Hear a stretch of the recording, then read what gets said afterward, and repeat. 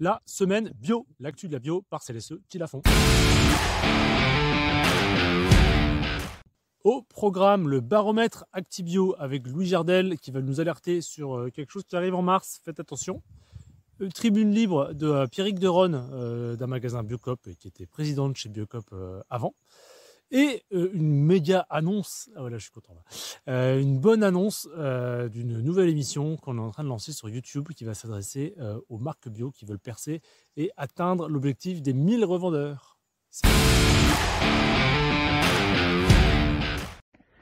Salut, c'est Louis de la semaine bio. Alors pour aujourd'hui, une petite énigme qu'ont en commun les 4, 6, 10, 12, 20, 24, 26, 28 mars et les 18, 19 et 20 mars. Et bien, ce qu'ils ont en commun, c'est que les ports français vont faire grève. Donc pour la longue série 4, 6, 10, 12, 20, 24, 26, 28, 4 heures de grève entre 10h et 16h. Et pour les 18, 19 et 20 mars, arrêt total, aucune réception de containers. Depuis le début de l'année, les chaînes logistiques, c'est quand même un peu la galère sur l'importation. Et donc voilà, si vous avez des matières et des besoins d'appro, anticipez-vous parce que la logistique reste compliquée en ce début d'année. Bon courage à tous. Bon, et puis sinon, hein, prenez de l'agriculture française. Voilà, il n'y a pas cette problématique. Et puis, ça fait vivre nos agriculteurs, ils en ont bien besoin. Donc, c'est le temps de switcher sur des matières françaises. Salut Pierrick, tu rebondis sur l'intervention de Madame Annie Genevard, ministre de l'Agriculture, qui invite le monde agricole français à produire plus. Voilà, dis-nous ce que tu en penses. Merci Simon pour la question. Alors j'y réponds depuis notre magasin d'Annonay. La prise de position de Madame Genevard, qui était certainement très intéressante et très utile pour avoir des applaudissements au Salon de l'Agriculture. Ce qui m'a agacé, c'est la question des idéologues de la décroissance. Et moi, je voudrais juste dire qu'il ne faut pas confondre croissance et développement. Oui, on peut se développer, créer de la valeur sans forcément de la croissance en volume. Pourquoi produire plus n'est pas la solution? En tout cas, ça se saurait si ça l'était. Ça fait quand même quelques décennies que le monde agricole est en souffrance. En plus, on produit beaucoup.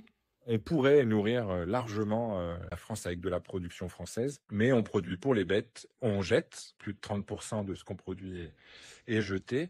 Et donc la question, c'est plutôt de produire autrement. Je prends le cas de nos fruits et légumes. On arrive à se développer, à faire 20% du chiffre d'affaires du magasin comme ça, en étant en 100% français et de saison. Donc oui, on renonce à une forme de croissance, mais on se développe avec le monde agricole, avec le monde du bio.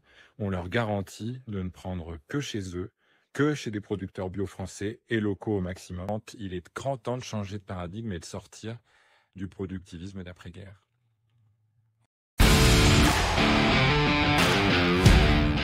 Et pour finir, la fameuse annonce, je crois que vous n'êtes pas encore abonné à la chaîne YouTube Aventure Bio. Et ça fait un peu, hein, voilà. Et donc, pour vous donner une bonne raison de vous abonner, on lance une nouvelle émission qui est destinée aux marques qui veulent construire leur distribution dans un réseau, dans les réseaux de magasins bio et vrac. Et ça s'appelle Objectif 1000 revendeurs. Et on va essayer de tracer étape par étape tout ce qu'il faut faire pour réussir à atteindre cette barre des 1000 revendeurs et pérenniser votre jeune entreprise. Donc voilà, il y a une seule chose à faire.